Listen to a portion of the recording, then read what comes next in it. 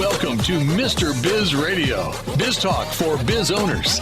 If you're ready to stop faking the funk and take your business onward and upward, this show is for you. And now, here's Mr. Biz, Ken Wentworth. All right, welcome to another episode of Mr. Biz Radio with me, Mr. Biz, Ken Wentworth. And this week we're going to talk about something that I honestly, in almost 6 years, I don't really think we've talked much about. I mean, I know, some of my solo shows, I may have mentioned this a little bit, but I know not particularly from this angle and not at all from this level of expertise our guest has. This week, we're talking with Mr. Benny Salas.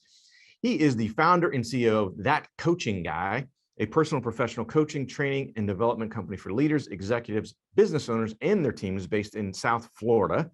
As a speaker of over 26 years, yeah, you look at Benny, you're not going to think, if you're watching this, you're going to be like, oh, did you start when you were like 5? He's reached over 50,000 people through ministry, public speaking, social media, and video content. As a certified professional coach with the International Coaching Federation, Benny has been mastering the art of coaching for the past 11 years and has delivered over 10,000 hours of coaching and training. In addition, Benny coaches on an international platform that serves executive clients in the areas of professional and personal development.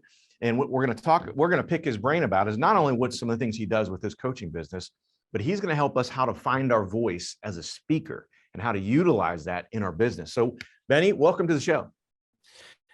I'm so excited to be with you, Mr. Biz, man. We had a great time in South Florida. And so it's so good to be with you here on your show. And I'm telling you, I'm just excited. I'm looking forward to just adding some value and just learning more about, what's going on with you. But yeah, I'm ready to rock and roll, man. Yeah, I've been looking forward to it. So I should mention, so as Benny alluded to, so he and I both spoke at an event in Miami almost a month ago now, about 4 weeks ago. We were both speakers there, and that's how I met Benny, through the event. Before the event, I went out and connected on social media with all the other speakers, connected with them via that. And so that way, when I showed up, and this is a little hack for you guys as well. So I knew about 3 months in advance I was speaking this event. I went out and looked up the other speakers, connected with them on social media, interacted with them, engaged with them. So before I even get there, I have a relationship with them. Online only at that point, but now when I meet them, I'm not meeting them for the first time. It's like kind of a warm introduction, like, oh, hey, Benny, and hey, I just saw you did this, or I just saw you did that. So keep that in mind, guys, as you're building relationships. Utilize the online platform. I know people say that online is kind of pushes you away from personal relationships. This is a way to kind of flip that script and use it for your benefit. I remember when at the networking event, the day before the event, there was a kind of VIP thing. And I walked in and Benny saw me. And again, I had never met him ever in person. And Benny turned around, and he recognized me from engaging on social media. And he's like, Mr. Biz. So he knew me right away. So very powerful lesson to learn there, guys. So Benny, sorry, I'm taking up all your time here. Walk us through a little bit, if you would, your entrepreneurial journey. So again, you've been speaking for 26 freaking years. You started when you're 6 years old, because I know you're only like 32 now. So 45 actually. Started at 19. So talk to me about your entrepreneurial journey. Yeah. So my entrepreneur, if I were to really put a timeline on it, I would probably say I was always entrepreneurial, but I didn't step into it until my late 30s, right? And the reason why I say that is because I was always one that felt comfortable building and creating from the ground up. I always felt there was this desire to take on the tough task of seeing something and bringing it to life. It's what Alex Sharfin calls the EPT, the entrepreneurial personality type. And oftentimes that there's something wrong with us that we think because we're just designed and built differently. And so for me, even I saw that as a 19-year-old, I started speaking, I started getting involved in leadership very early. And I felt like there was this real sense of like entrepreneurial, like DNA in me. And it wasn't until my late 30s when my job called me, and I was working at a corporate job, and my job said, Benny, today's your last day. And that was the last day for corporate, but it was my first day as an entrepreneur. It was the first time I really felt like I knew exactly what I wanted to do. And so I stepped into that, and I designed, I started during the time I was doing coach training, and I was getting educated and trained. But it was that moment where I said, you know what, it was time for me I normally say this, and a lot of people are like, really? I'm like, yeah, I sucked as an employee because I was much better working with people than working for them, because I would drive my bosses crazy, Ken. I would drive them crazy. I would come up with solutions and strategies and stuff. They're like, Benny, we're not paying you for this. And that's when I knew I was entrepreneurial. That's when I knew that I could solve bigger problems and that I had to actually step out and build something that would actually kind of harvest or kind of harbor my gifts and my creativity in that entrepreneurial type DNA. And so for me, that started back in 2017. We launched that coaching guy, and we've been going strong ever since, man. We've been building, growing, we've been developing. We've gone through a lot of these hardships where, oftentimes in the coaching industry and in the speaking industry, you can be in it for a long time, but you could not make a lot of money in it because it's a really, really hard space to crack into. It's really hard to get bigger contracts and really understand your niche market. And at the same time, understand that you come in with all of these gifts and talents and knowledge. And how do you monetize that as an entrepreneur? How do you bring that to market?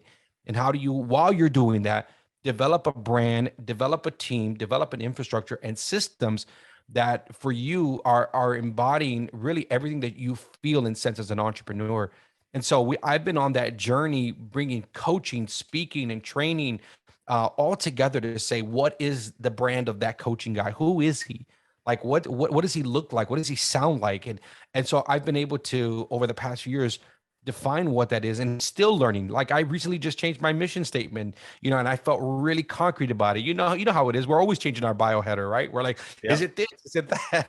That's the great sign of an entrepreneur, right? You're always thinking about how to get better, how to get sharper, how to get clearer about your mission, vision, and values. And so that journey started for me back in 2017. So it's interesting. I was going to ask you, was there an epiphany? Was there a moment? And it sounds like, when you're losing your job, it's like, so, but really, I would also say I had some correlations with my experience. I wasn't told I was losing my job, but I had always wanted to do my own thing. And then some things happened in the corporate world, and I'm like, okay, this is a sign. I wasn't losing my job, but I'm like, this is a sign. It's my time to go.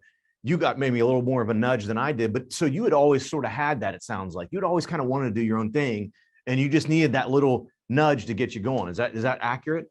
Yeah, I was going to leave the job actually at the end of the year, and Okay.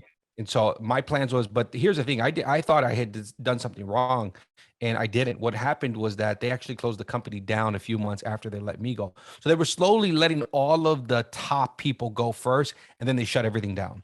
And so, but I'll be honest with you, I felt this overwhelming sense of peace that I knew exactly what the next step was. And I think that's that sense, that's that confidence that you have, knowing that either you've been thinking about something for a long time that you need to bring to fruition, or you need to go and discover what this actually needs to look like. And so for me, that was just I like to say it like this, that God was doing for me what I couldn't do for myself. Like, he knew I needed to step out, and this was my opportunity. It was, and when I knew it, and I told my wife, we knew exactly what the next step was. And there was this peace and this sense of, Benny, your journey starts now. Yeah, that's awesome. That's awesome. Yeah, mine was similar type of situation, and I can relate to just about everything you said. I mean, it was the same sort of scenario for me, and I had that confidence as well. People are like, "You're leaving this, Fortune 15 job. What the heck are you thinking?" We're out of time here in the first segment. However, don't fret. We got Benny coming back in the second segment. Whoa, almost slipped up there. We're gonna give the Mr. Biz tip of the week. We're gonna find out more about what Benny does. If you would like to reach hundreds of thousands of business owners every week, Mr. Biz Radio can help. Our show airs globally 7 days a week for more than 25 hours across several internet radio stations, plus 20 plus podcast platforms. Also, video exposure on the new exclusive Mr. Biz Network streaming channel, which gets blasted to 100 plus streaming platforms, and the Mr. Biz YouTube channel, and our 350,000 social media followers multiple times every week. Join Mr. Biz Nation as an advertiser by emailing us at info@MrBizSolutions.com. Are you ready to automate your business? Automation is the key to scaling a business and building wealth. It's also one of the most difficult things for a small business owner to do on their own. If you're looking for help with automation, Pulse Technology CRM can help. We have an exclusive offer for Mr. Biz Nation. We will build everything for free, even if it's a sophisticated funnel. Visit thepulsespot.com/Mr. Biz for this exclusive offer. Got a question for Mr. Biz you want answered on air? Email it to info@MrBizSolutions.com. Now, once again, here's Mr. Biz. All right, welcome back to the show. It is time, as always, at the top of the second segment for the Mr. Biz tip of the week. And I know recently we've had some quotes from different people. I think last week was Jesse Itzler, and I think we had a Grant Cardone in there somewhere recently. This one is actually a Mr. Biz original. How can you make more money with less sales?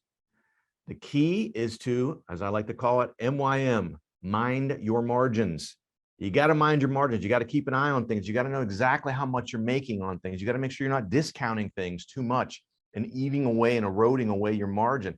And this will help you. And we've talked about this before on the show many times over the years, what I call the silent business killer. If you have a really good idea of what your margins are, you will avoid the infamous, the killer, the silent business killer. And those are products or services that are break even, or even worse, you're losing money on them. In order to fend him off, to keep him away, you got to mind your margins. So that is the Mr. Biz tip of the week. Again, this week, guys, we're talking with Mr. Benny Salas. You can find out more about what he's got going on. We're going to talk about it right now, but you can go to his website, thatcoachingguy.com, thatcoachingguy.com. I literally was just talking to someone within the last, week or so about coaching and some of the things, and it reminded me of Benny. And it's funny, hey, you know what? Hey, you got a problem? I know a guy. And I go, I know that coaching guy. I know him, right? So it's kind of funny. Love the name, love the branding. So along with that, I know we're going to talk a little bit more about monetizing speaking and how to have your voice heard. But before we get into that, I want to find out a little bit more about what you do at That Coaching Guy.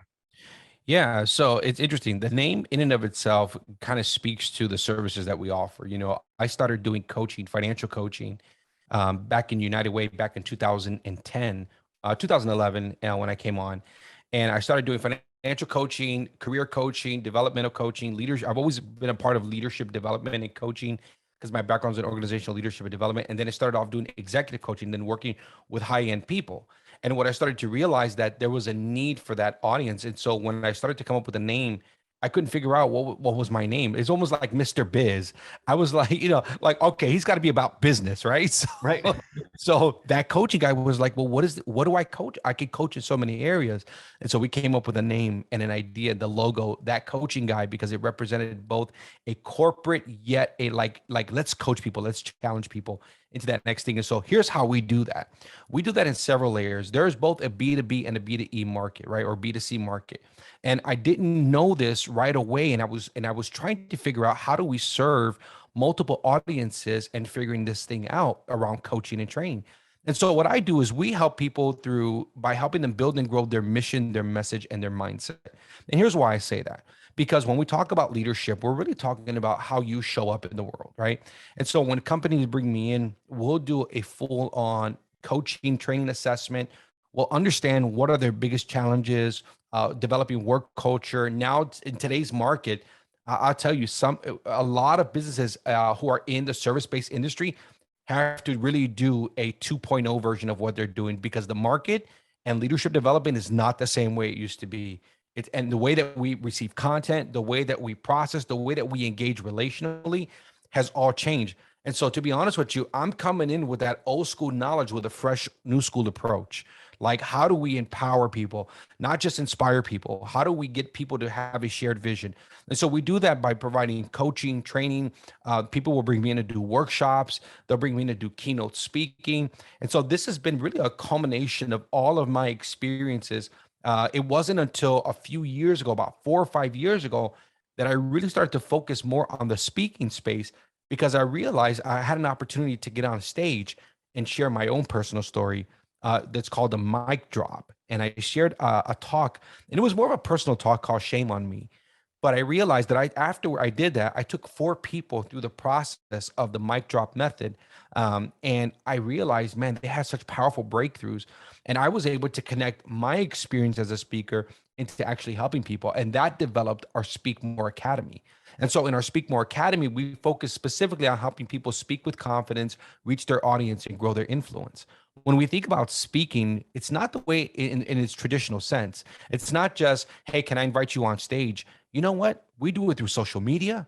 We do it through content creation. We do it through podcasting. We do it through messaging. We have all of these mediums that we did not have before as a way for us to develop platforms on our own stages. And so when I give this idea of speak more, what I'm challenging people to think about is, how do you get your message out there? What's your message?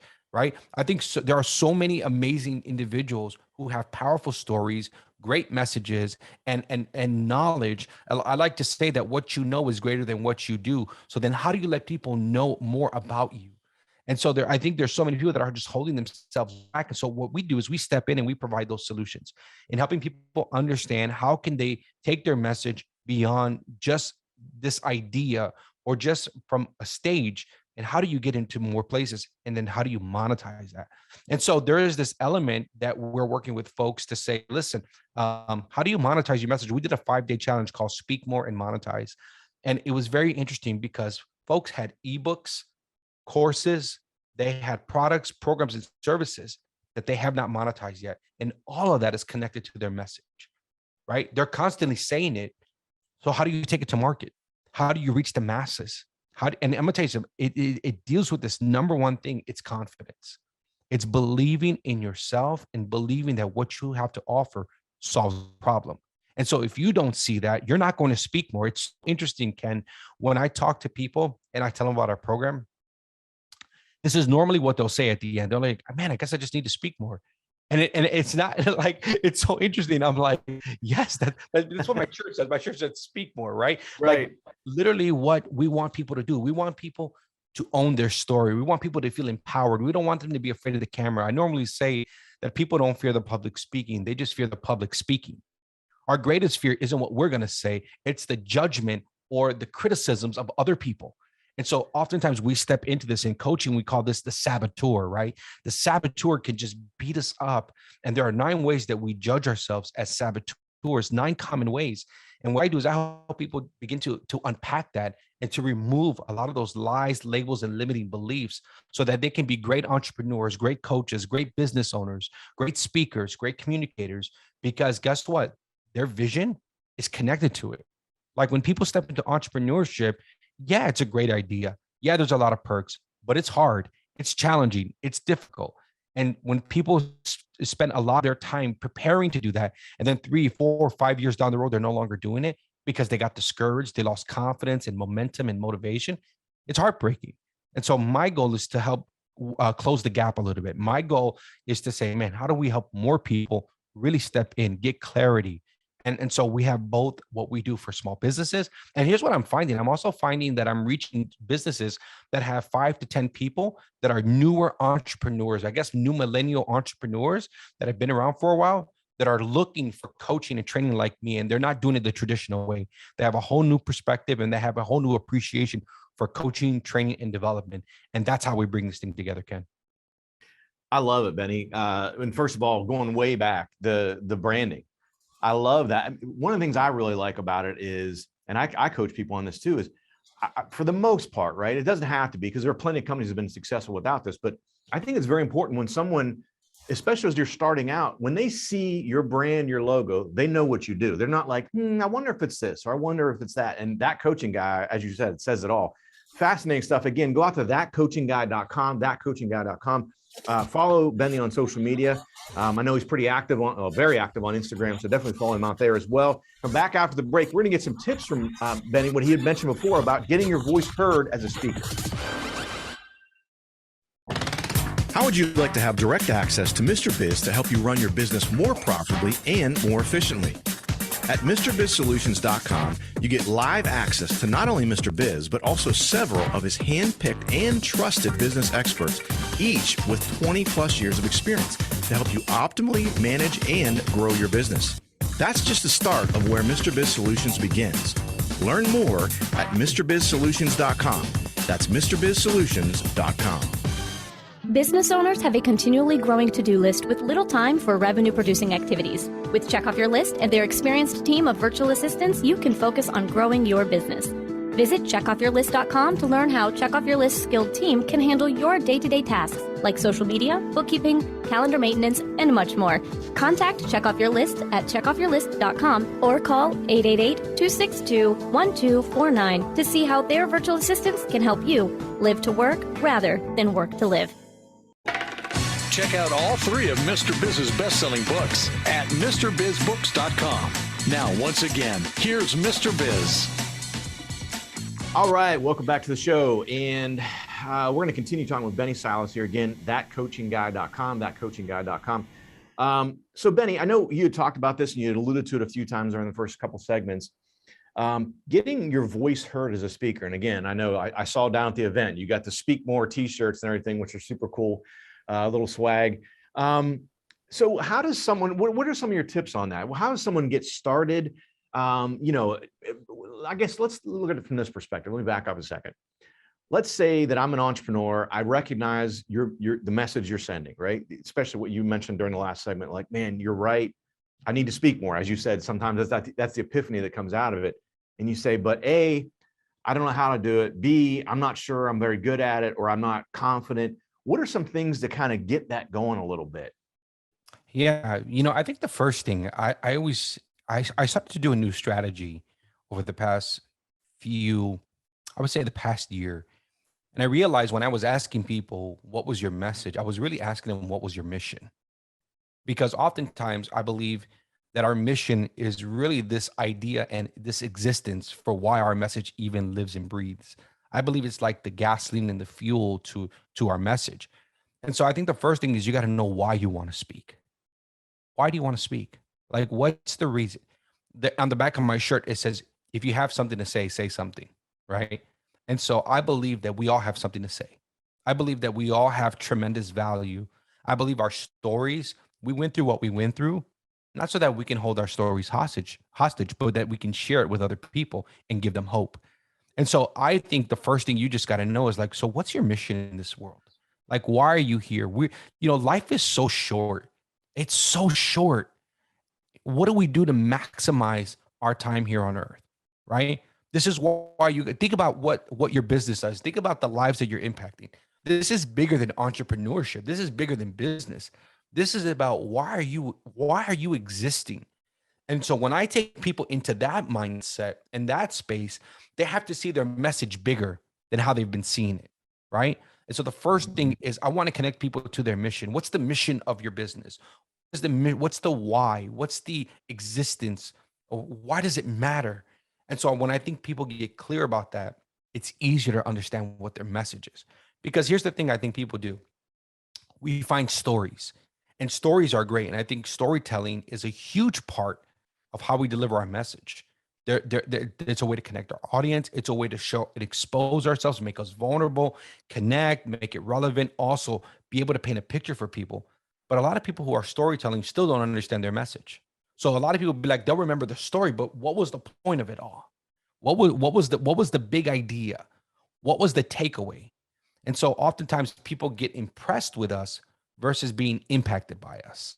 And I want to create impact, not just an impression, right? I want to be able to, and you've heard me say, I think you have to inspire, but you have to empower. Because I think when you get inspired, you can be excited about my story, but when you get empowered, you start to get excited around your own story. Like, how do you achieve entrepreneurship? How do you obtain wealth for your family? How do you get what you want? How do you step into your superpower? That's what my mission is. And so for me, I hope people would see that. They need to take that and own that and realize I have a message, I have a story. How do I communicate that? And so I think it's connecting your message, right? Or communicating your message. It's understanding your mission. And I think the other thing is you have to connect your story. Your story really has to have something that makes me get a bigger picture, not only of you, but of what you are saying. Again, we see stories all day long. We see this in social media all the time. People are telling stories, not just selling products. What sells a product is telling a story, right? This is what we see Nike do. This is what Apple does. This is what all of these big people who are reaching the masses, what they're doing is they're telling a story. And so you got to be able to connect that story because you want to be able to captivate your audience. How do you captivate your audience? How do you draw them in? How do you take them on a journey with you? You know, when we're speaking, sometimes whether you have 5 minutes or you have 15 minutes or an hour or half an hour, you have to be able to captivate your audience and understand, how do I accelerate them? How do I bring them along with me? This is why you can watch a 60-second reel on Instagram and be impacted by a story, because it happens just that quick. And so how do we show up in that space? How do we understand when we're in front of people or we're in community? How do I show up? Is this a 15-second moment? Is this the last time I'll ever say anything to that person? How do I speak more? How do I get that out there? And so captivating that audience, I think, is all about, and I like to say this, is you have to give them a call to action. I like to, whenever I'm with somebody, I always want to make sure they understand that not only that what my existence is and my reason, but that there's something for them. And again, I just always look at those opportunities, and I think everyone should look at their opportunities. Again, we networked, right? We connected in Miami. We had one evening and then a whole day where we were at this event, but connecting with people, right? Hearing other people share and other people give insights and exchange numbers, and what do you do? What do like all of that is all about giving somebody a call to action, because people are looking for something, and sometimes we don't know what they're looking for until we actually give them some direction, or maybe just some insight, right? Not just sharing all the highlights that we do, but what are the insights? Like for me, I want to be able to. I like what Erwin McManus says. He says, when I leave this earth, I want to leave empty, not because I had nothing to give, but because I gave everything I had. And that's how I want to see my experiences whenever I'm speaking and communicating. I want to feel like, man, I've left it on the table. I've given my very best. No regrets, no holding back, no feeling like there was an imposter syndrome, none of that. And I think the more that I practice that, the easier it is for me to show up and speak more. The more I do that, the more I can be able to connect my business to what I'm doing. Again, yeah, we have our terms, and it's business, it's entrepreneur, it's all these things. But the truth is that, I'm on a mission, and I'm on a mission to help people. I want to see people's lives radically transformed because they're believing in themselves and everything that's inside of them. And how do I help people do that? And so I think, you got to communicate your message. You got to connect your story. Like I said, you got to captivate your audience. You got to give them a call to action. And here's the last tip that I think is important. And it's important. You got to create content. You just got to create. Like you really got to create. You got to understand that you are the content. That everything inside of you, like I don't look at other people's stuff anymore. I get ideas and inspiration, but the truth is that I'm looking in here. I'm looking like, what's inside of me already. How do I get that stuff out in a way that for me communicates my message? And so those are some tips that I think would help some folks. Yeah, I mean, Benny, those are super powerful. As you were talking, I was thinking about relating. You'd mentioned a little earlier about the stories that Nike tells and Apple tells, and then you moved on to the impact and then the taking action. I was kind of thinking about that as like they give you the so what, right? Here's the story, but so what? What does it mean? What's the impact? And therefore, what action should I take from that? And that's kind of what I gather. And I'll tell you, the fact that you're creating the content and that you are the content.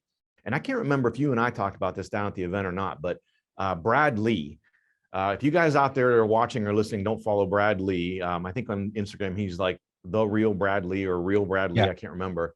Mm-hmm. He talks about how he started creating content, and he said the guy he hired a guy, and the guy kept coming in during meetings saying, hey, we got to create content. We got to create content. And finally, Brad got frustrated and said, look, just turn the camera on and follow me around. To your point, Benny, he's the content. He's the content. I don't have to sit in front of a camera with a script, and I'm the content. It's like Gary Vee does it all the time, right? He's got what's his name, D-Rock, that follows him around and records all this stuff. So I think it's super powerful when you see these people that are very popular and built big brands do the same things that Benny just gave us. And again, Benny's got 26 years of speaking experience because he started when he was 6 years old. And so again, go out to thatcoachingguy.com. Benny, we're out of time here, but thank you so much for coming on the show. I really, really appreciate it. Pleasure was all mine. Thank you so much, Ken. Yeah, awesome. Again, Benny Salas, thatcoachingguy.com. Guys, really appreciate you guys watching, listening. Have a great week, a fantastic week, as a matter of fact. And don't forget, as always, cash flow is king. To become part of Mr. Biz Nation, follow him on all social media platforms or never miss a show by going to MrBizRadio.com. If you prefer free video content, visit the Mr. Biz YouTube channel or check out his streaming channel, which is available on 100 plus streaming platforms at MrBizNetwork.com.